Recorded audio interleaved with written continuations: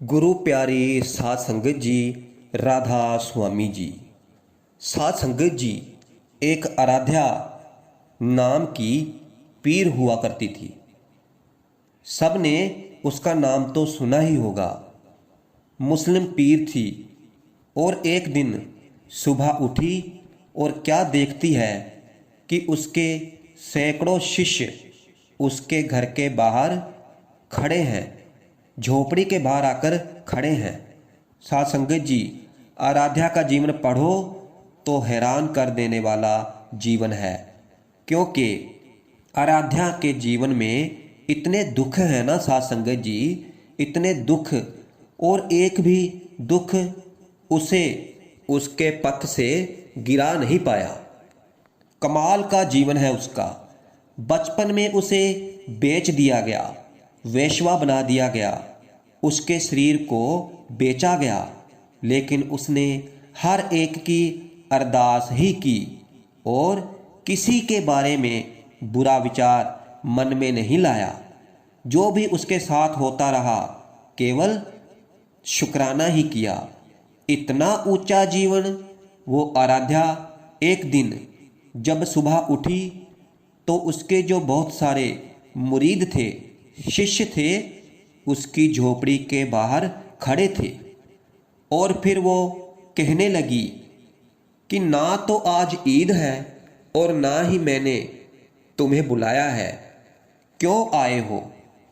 और फिर वो कहने लगे कि आज हम सबको एक ही सपना आया है कि आपकी मृत्यु हो गई है और हम तो आपको दफनाने के लिए इकट्ठा हुए हैं। और फिर आराध्या जोर जोर से रोने लगी, क्योंकि वो समझ गई और कहने लगी, हाँ, सपना तुम्हारा गलत नहीं है। जब से मैंने होश संभाला है, एक रात भी बिना इबादत के, बिना उस मालिक की भक्ति किए नहीं गुजारी है। उस अल्लाह की याद में गुजारी है, उस खुदा की याद में गुजारी है। लेकिन कल रात मैंने भोजन ज़्यादा खा लिया और थोड़ा सा आराम करने के लिए लेट गई आलस से, और मुझे नींद आ गई और पूरी रात बिना इबादत के सोए हुए गुजार दी, और आज मैं खुदा की नज़रों में मर गई। वो आराध्या जो केवल शुक्राने में जीती है, जिसने सारा जीवन इबादत में गुजार दिया, सारी रातें उस अल्लाह की इबादत में गुजार दी, और केवल एक रात, साध संगत जी, केवल एक रात उठी नहीं, जागी नहीं, खुदा की नज़रों में मर गई। और साध संगत जी, हम अपने बारे में विचार करके देखें, कई जन्मों से मरे पड़े हुए हैं, पर हमें पता तक नहीं। अमृत लूटे मनमुख नहीं बूझे, क्योंकि मनमुख को ज्ञान ही नहीं है कि हम लूटे जा रहे हैं, और हमारा भी कहीं वही हाल ना हो कि अंत समय पछताना पड़े। वक्त संभाल लो और उस परमात्मा से अरदास करो कि हे सच्चे पातशाह, हमारा पूरा जीवन बीत गया है, हमें नहीं ज्ञान था, और अब अमृत वेले की दात बख्श दे। और वो दे देता है। और गुरु नानक पातशाह कहते हैं कि मैं दात लेकर बैठा हूँ, अमृत वेले की ले लो, पर कोई मांगे तो सही। आज तक कितने लोग हैं जो अरदास करते हैं कि हे सच्चे पातशाह, अमृत वेले की अरदास देना। हम तो केवल यही अरदास करते हैं कि बच्चा पास हो जाए, बच्चा ठीक हो जाए और हमारा बिजनेस चल जाए। गुरु गोबिंद सिंह जी महाराज ने 500 सिंहों के साथ आनंदपुर साहब का किला छोड़ा और सरसा नदी पार की। ऐतिहासिक घटना है साध संगत जी। और सरसा नदी पार करके गुरु गोबिंद सिंह जी महाराज अचानक कहते हैं, पीछे लाखों की तादाद में मुगल फौज लगी हुई है। साध संगत जी, कहीं पर लिखा है कई लाख, कहीं पर लिखा है 80,000 मुगल फौज लगी हुई है। 500 सिंहों के साथ गुरु गोबिंद सिंह जी महाराज ने सरसा नदी पार कर ली। तो फिर गुरु गोबिंद सिंह जी महाराज कहते हैं, दया सिंह जी अमृत वेला हो गया है, कीर्तनीय सिंहों से कहो कि कीर्तन आरंभ करें। इस घटना को ध्यान से सुनना साध संगत जी, इस घटना को इस प्रकार सुनना कि जैसे वो सीन हमारी आंखों के आगे चल रहा है। गुरु गोबिंद सिंह जी महाराज कहते हैं, दया सिंह अमृत वेला हो गया है, कीर्तनीय सिंहों से कहो कि आशा जी की वार का कीर्तन आरंभ करे। और दया सिंह हैरान कि फौज पीछे लगी है और कुछ समय में यहाँ पहुँच जाएगी और हम सब मारे जाएंगे, कोई नहीं बचेगा। फिर दया सिंह ने बेनती की, पातशाह पीछे फौज आ रही है।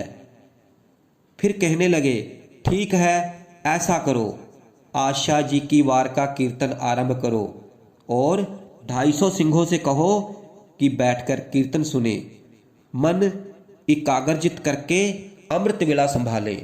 और बाकी 250 सिंह जो थे वो सरसा नदी के दूसरे किनारे पर खड़े हो जाए और अगर फौज पहुंच जाए तो उनसे मुकाबला करें, उन्हें रोकें, ताकि यहाँ पर जो सिंह बैठे हैं अमृत वेले को संभाल रहे हैं उनके अमृत वेले में खंडन ना हो। साध संगत जी विचार करके देखो, मौत सर पर खड़ी है, फौज पीछे लगी है और गुरु गोबिंद सिंह जी महाराज क्या कह रहे हैं, दया सिंह अमृत वेला हो गया है, परिवार का विछोड़ा हो गया है। पर गुरु गोबिंद सिंह जी कह रहे हैं अमृत वेला हो गया है। और अब गुरु गोबिंद सिंह जी महाराज का हुक्म कौन टाल सकता था। और फिर आशा जी की वार का कीर्तन शुरू हो गया। 250 सिंह बैठ गए और 250 सिंह सरसा नदी के दूसरे किनारे पर खड़े हो गए। और फिर फौज पहुंच गई और 250 सिंह शहीद हो गए, लड़ रहे हैं, मर रहे हैं, कट रहे हैं।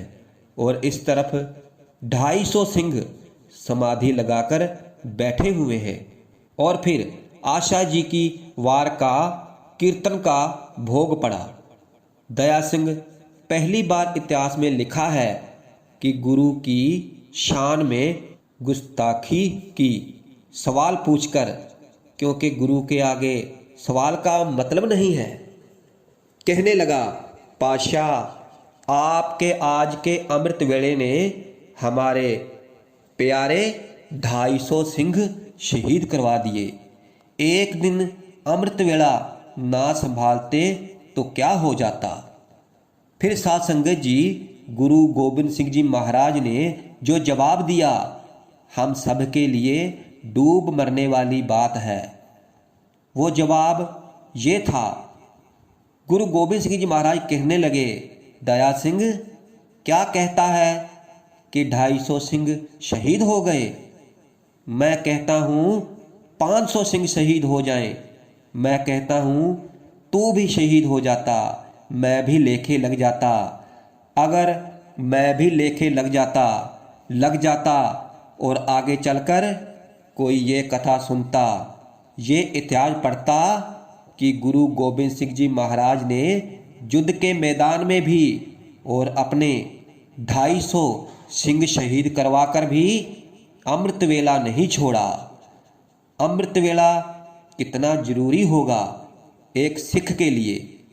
इस घटना को सुनकर अगर एक सिख का भी अमृत वेला बन गया तो ये सौदा महंगा नहीं है, सस्ता है। हम जैसे मूर्खों को समझाने के लिए गुरु गोबिंद सिंह जी महाराज ने 250 प्यारे सिंह शहीद करवा लिए कि शायद अमृत वेला बन जाए।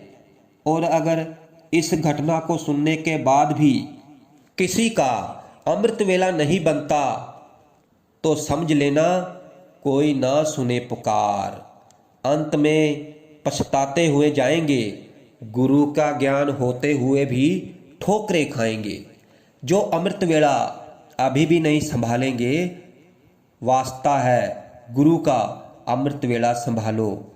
गुरु के वचन मानो। गुर सतगुर का जो सिख अखाए, सो भल के उठ हर नाम ध्याए। उद्यम करे भल के भर बाती, स्नान करे अमृत सर नावे। रहत प्यारी मुझको सिख प्यारा नाही। गुरु गोबिंद सिंह जी महाराज के वचन मुझे रहत प्यारी है, सिख नहीं। सो साध संगत जी, हमें भी गुरु जी का हुक्म मानना है और सुबह 4 बजे अमृत वेला याद रखना है और हमें पूरी कोशिश करनी है अमृत वेला संभालने की। और साध संगत जी, एक बारी अमृत वेला संभाल कर देखो। रात को 12 बजे स्नान करो और बैठ जाओ भजन सिमरन पर। एक दिन करके देखो, अमृत वेले नाम जप के देखो और सुबह ऐसा लगेगा जैसे नया जन्म हुआ है।